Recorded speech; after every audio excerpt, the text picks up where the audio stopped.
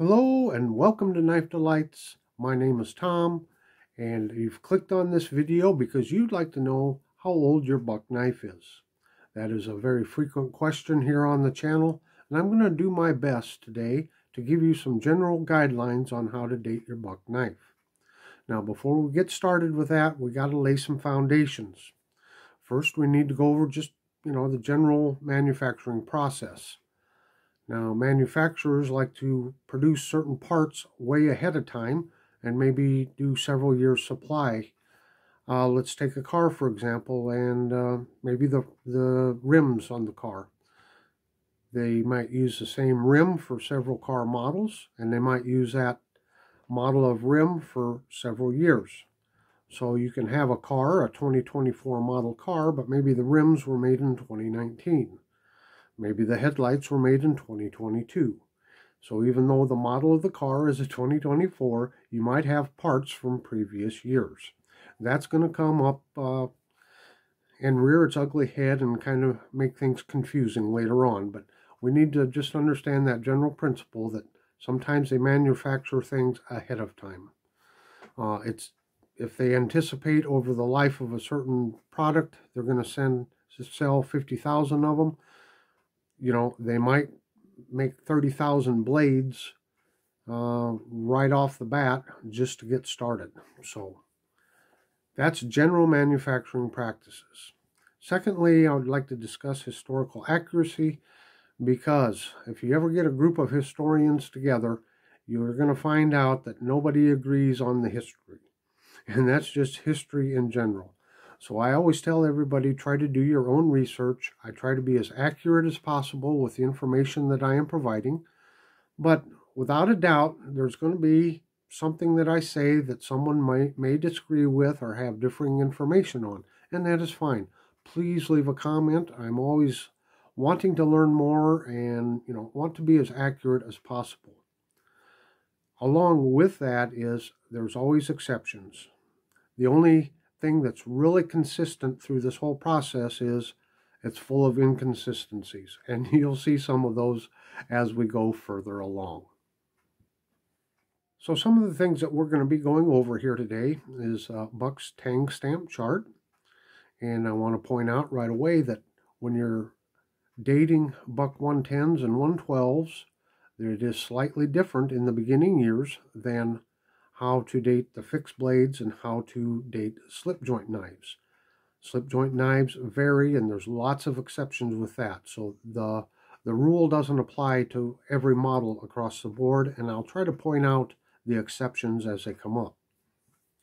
We're going to discuss that the date on the box, or the born on date, if you will, does not match the Tang stamp, the symbol on the Tang stamp.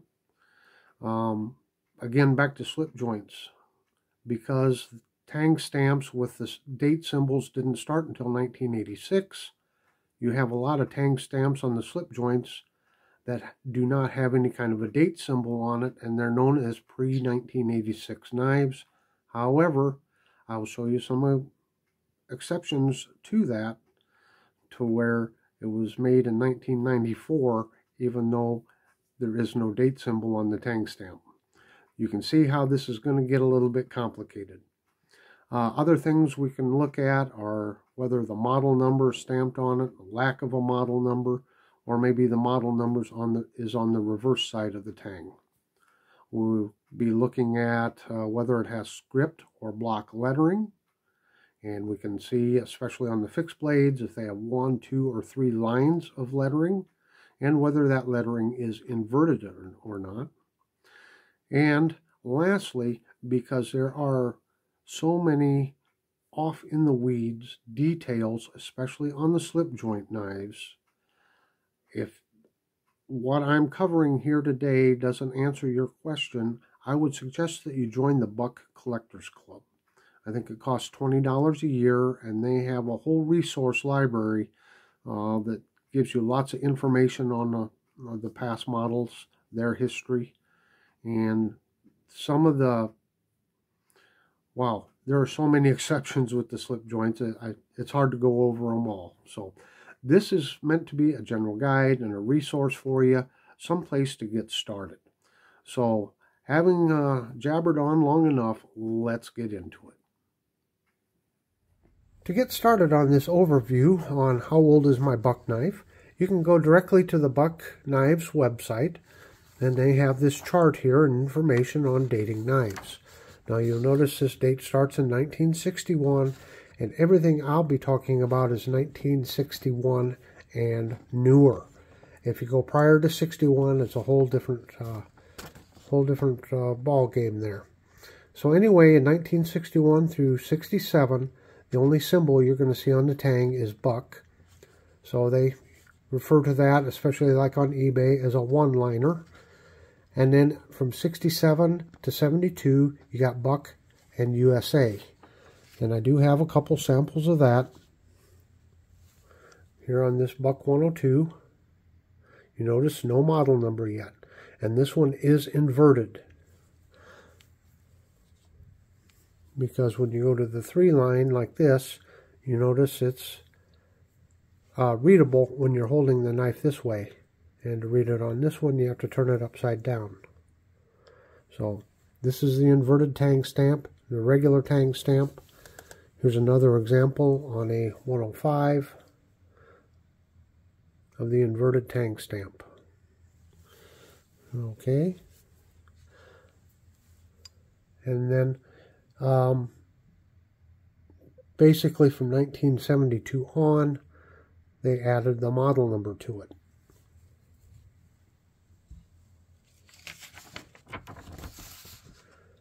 See there, Buck 110 USA added model numbers. Okay, then we're going to go down here and we're going to go to the 110 Folding Hunter and 112 Ranger models. And I will go grab one of my 112s. It's an older model. Okay, we get down here to the 110 Folding Hunter and 112 Ranger. From 74 to 1980, it has 1 dot on each side of the model number. So, we look at that tang stamp. You can see there it's got 1 dot on each side of the model number, making this one from 74 to 80. Another thing that I use to tell that this is an earlier model is because there's no nail nick in the blade. Just another little clue. Remember I was talking about always exceptions and always extra information? So then from 80 to 81, there'd be 1 dot on the left side and 2 dots on the right side.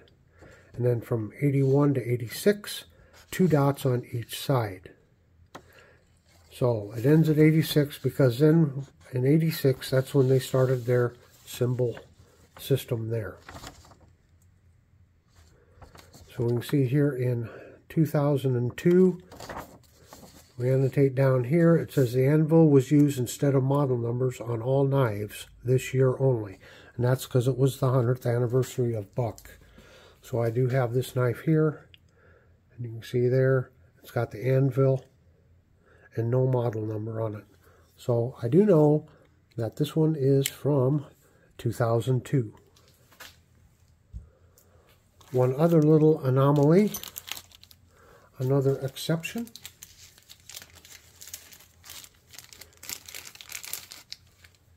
is, you'll see here in 2005, it's got the state of Idaho, so that indicates the year that Buck moved from California to Idaho and opened up their facility. So you can see there's Buck 370 USA. And then we look over on this tang here, and you can see the state of Idaho. So I know that this knife is from 2015. There you go. Okay, one more little annotation down here at the bottom. It says customs still use the anvil mark. So if you get something from the custom shop, like this 113 Ranger, you can see there it's got the anvil and no model number to it. And then a lot of times it'll be printed or something, you'll see custom knife shop on it. And here's another example. Here's the Mini Mentor. You can see Buck Custom USA and the anvil, no model number on it. And, you know, I ordered this one so I knew what model number it was.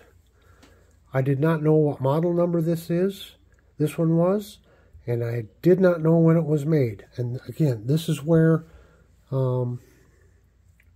joining Buck Collectors Club helps, because they have a lot of catalogs, many years of catalogs online you can go through, and I was able to find this in the catalog so I could get the name, the number, and when it was made. While I have a couple older and one newer model of fixed blades, I'll go over here. This is the old style sheath here, and this is the new style. The wraparound here instead of the flap. I don't know for sure when they changed, but you know, if you get a knife with a symbol saying 2022 on it and you find it in this sheath, you know it's not the correct sheath. And vice versa. If you get one that, you know, a single line that just says Buck and it's put in one of the wraparound sheaths, then you know it's not the original sheath for that knife. Remember how I said things can get complicated, and sometimes the tang stamp, the year symbol, doesn't match up what the box says? Well, here's a classic example here. So you see this Buck 212 fixed blade Ranger, and you can see that symbol there, and that matches up with the symbol from 2019. So you'd say, okay, this knife was made in 2019. However, you look on the box, and you can see July 26, 2021. Well, how can that be? How come there's 2 years difference? Well, this knife happened to be a special run. There was only, there's less than 350 of them made. And it's got the nice Coco Bolo handle. It's got this special sheath that came with it. So what I'm figuring is in 2019, they made a whole bunch of these, or they were planning on making a bunch of them and they never did, but somewhere along the line, somebody discovered, hey, we got about 300 of these blanks here left. We need to use them up. So they came out with a special run. Now, that's speculation on my part, purely speculation. But that's just an example of how the blades might be stamped out and not used right away, and then when they build the knife, it comes out with a later date. Remember my example of car manufacturers?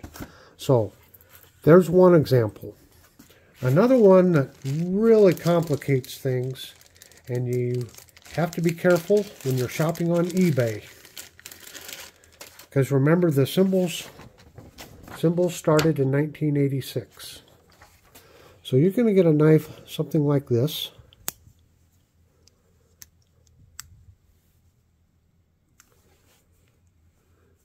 And it's the Buck 313. But there's no date stamp on there. So if this was listed on eBay, more than likely they're going to say pre-1986 because there's no date symbol on there. But that's not necessarily the case. And again, Buck Collectors Club, this is where you have to get down into the nitty-gritty details. Some of Buck's slip joint knives were contracted out to first Schrade and then to Camillus, and then Buck started making them themselves. So here's an example. If I remember correctly, Buck never did make a Muskrat. They were all built by Camillus. And this is new old stock. I know the man that I bought this from. I know this to be the original box. There is no date on it. However, when you look inside, the original paperwork was in here. And when you look at that paperwork, you can see the honoring Al Buck, which was Hoyt Buck's son. So he died in 1991. Well, if this was made, you know, pre-1986, they wouldn't be putting this paperwork in with it. So there's just another clue. And I believe because of the box of the color, the color of the box, I believe it comes from the 90s also. So that's why you got to be careful just relying on the tang stamp. Okay, now we're going to go over the 700 series of knives, of the 700 slip joint series of knives.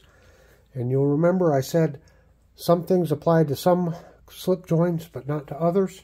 Well, the 700 series is kind of in its own little category. So what I'm about to show you as far as the shields and such pertain just to the 700 series. I'm not going to go real in-depth on it because I've done a complete video on the history of the 700 series. I'll put a link to that down in the description box. But this is the earliest one that I have, and this one is from 1983 to 85.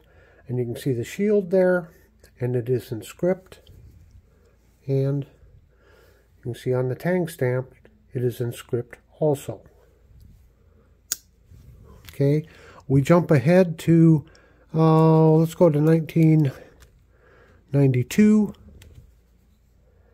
We can see we got that kind of a shield there. There's one from 94 with that kind of shield. And these with that kind of shield, it's going to have the block lettering also. And this one has the date symbol on it. Then you go to even later models, and there's no shield whatsoever. This one's from 1999. This is the 701 Bronco. And it was actually originally called, the first few years, it was called the Mustang, and they renamed it to the Bronco. And then here's the little pony, the 705. And again, no shield on it. So, that just shows you clues to look for if you happen to get one of the knives in the 700 series. Again, you can go to the Buck Collectors Club. If you join it, it's going to have all of this information, and it's going to help you to pinpoint, hopefully, the date of that knife. Next up, we're going to go over the 301 Stockman series. What I'm about to tell you on this series of knives somewhat applies across the 300 series of slip joint knives, you know, the traditional Velox, saw cut Velox. But again, different knives were made at different times, and some didn't last as long. The 301's been in continuous production for many, many years. Some knives models, you know, started being made later, and they ended earlier, no longer made. So not everything absolutely applies, but this gives kind of a general overview, and the 301's a good model to explain that about. So this is a Schrade-made Buck 301 Stockman, and there are several versions of this, and you can tell it's version 1 because it has the threaded bolster to it. It makes it somewhat of a rare knife because these were some of the very first 301 Stockmans ever produced by Buck. Well, contracted out. And it was contracted to Schrade. So this is one of the very early ones. After 2 or 3 years, Buck was unhappy with the way Schrade put their knives together. It was hard for them to do warranty service on it. So they changed contracts, and they started having Camillus make the knife. And you can tell that's kind of a traditional Camillus swedge there on that blade. But the best way to recognize it is you got that long nail nick, the French pull on it. And there's the tang stamp. And once again, this one would be pre-1986 because there's no date symbol on it. And the model number is on the back side of the tang, 301. So again, that's where you get down into the nuts and bolts where you have to have the information like you can find on the Buck Collectors Club on finding the different versions. Because I think later on it had Buck, model number, and USA on the front. So this is one of the versions made by Camillus. So in 1986, Buck started manufacturing their own 300 series slip joints, or most of them, the Stockman series anyway. And that's where you can see Buck 301, and you can see that date symbol, the greater than sign, makes this 1987. This Buck shield, it's not the traditional shield. They only use this like in 1986 and 1987 on the 301s. So that makes this one, you know, rather unique. It's only 2 years they did this with that shield. And now for a modern one that you'd be able to buy in the store today. Here's a 301 made by Buck from 2017. And also with the Buck, you can see the nail nick is different. It's the cat's eye or crescent nail nick. And it has the very traditional knife cutting the bolt, using the hammer to hit on the knife to cut a bolt. That was one of the demonstrations Buck used to do, Hoyt Buck, to show the toughness of his knives. So there's the 301 Stockman and some of the different ways you can date that. Now I realize I cannot go over every exception and every line of knives, but hopefully this gives you a good general overview, things to look for. And if you have any questions, why, please leave a comment below. I'd be glad to answer your questions. Down here in the lower right-hand corner is a copy of my Buck Knives playlist. That big round knife delight, so hit that if you'd like to subscribe. Down here in the lower left-hand corner, well, that's just the next video Buck thinks you should watch. So until next time, have a very delightful day.